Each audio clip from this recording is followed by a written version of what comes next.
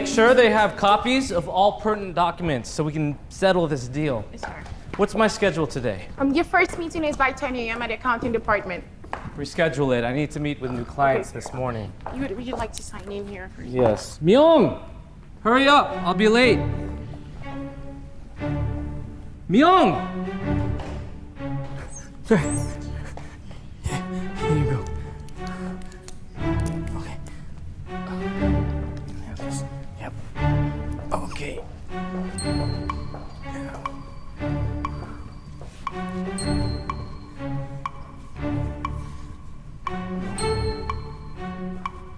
Sir. Can I request for a cash advance? I just need to send some money. Wait till payday.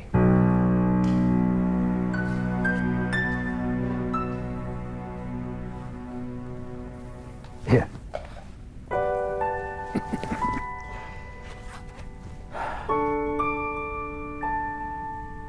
I know your family needs it. Sir. No, I know you. You wouldn't ask unless it was urgent. Hmm?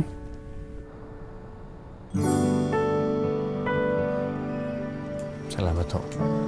Huwag ko kayong mag-alala. Ayusin lang ho namin yung mga gamit namin. Pagkatapos ho, aalis na rin kami dito sa bahay. Huwag mo isipin nun. Sige. Salamat ulit.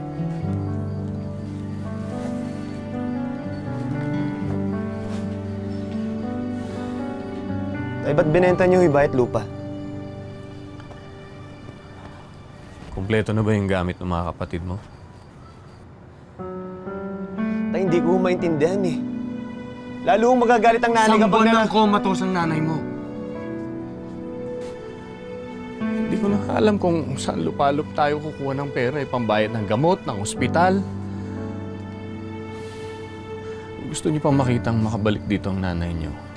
Ito na lang ang tanging paraan. Wala na uuwian si nanay. Wala na ho tayong bahay eh. Kuya, tay! Tay! Si nanay! Ha? Si nanay! Teka na, isa mo.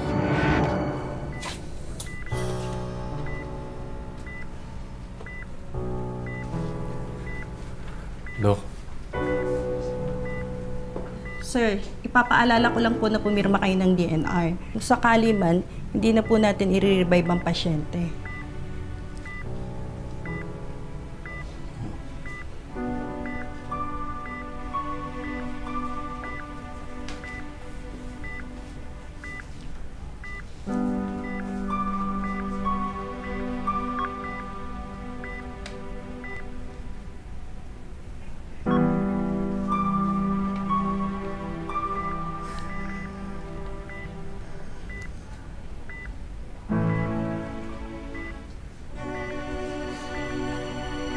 Huwag mo na kami alalahanin ang mga bata. Hindi ko naman sila pababayaan eh.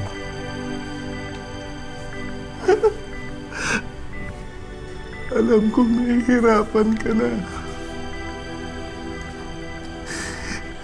Kung kinakailangan,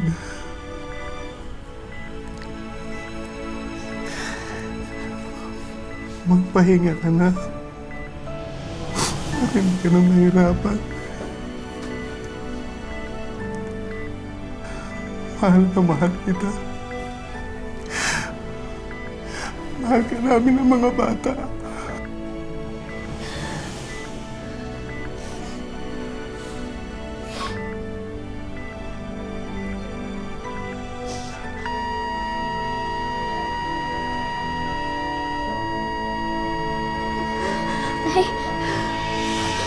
Nay!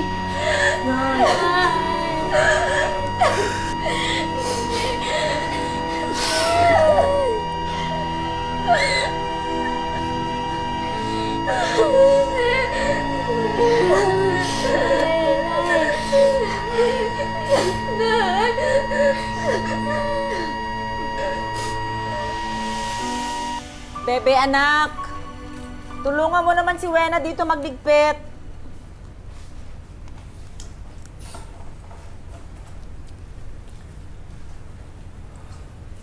Mama, salamat nga pala at pumayag kayong dito na muna binurol si Telma. Alam niyo, walang-wala na talaga kami. Yung naman, wala yun. Pamilya namin si Telma. Kayo. Tayo-tayo din lang ang magtutulungan.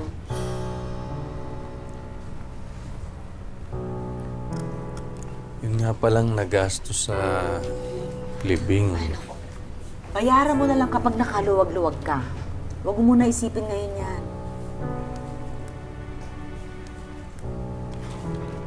Anong plano mo ngayon, Myung? Ikaw na lang mag-isa. Yung lupa niyo, binenta mo na. Paano ka magsasaka? Pumayag na muna ako dun sa alok ni paring Ramil na mag-DH sa Bahamas. Malaki-laki rin naman yung kikitain ko dun. Bahamas? Paano itong mga anak mo? Tay, wala na ho talaga pakialam sa amin, ano? Iniwan na nga ho kami ni nanay, iwan niyo rin ho kami. Anak naman, ito na lang yung paraan para maitaguyod ko kayo eh. Sana maintindihan niyo naman yung kalagayan natin. Baon na tayo sa utang eh. Tay, titigil muna kami sa pag-aaral. Huwag mo na kami iwanan. Huwag mo sabihin yung na dito mo iiwan ng mga bata. Yun na nga, sana eh. Ipapakiusap ko sana sa'yo na kung pwede ikaw na muna tumingin sa kanila. Kung mag-alala, mababait naman yung mga bata eh. Hindi sila pasaway. Alam mo, hindi naman sila magiging pabigat sa'yo. Magpapadala naman ako buwan-buwan eh. Panggastos nila. Saka bayad ko na rin dun sa pagtira nila dito sa inyo.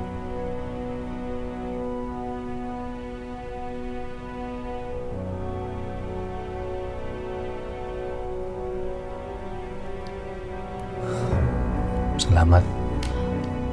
Salamat. Anak, ikaw na muna ang bahala sa mga kapatid mo, ha?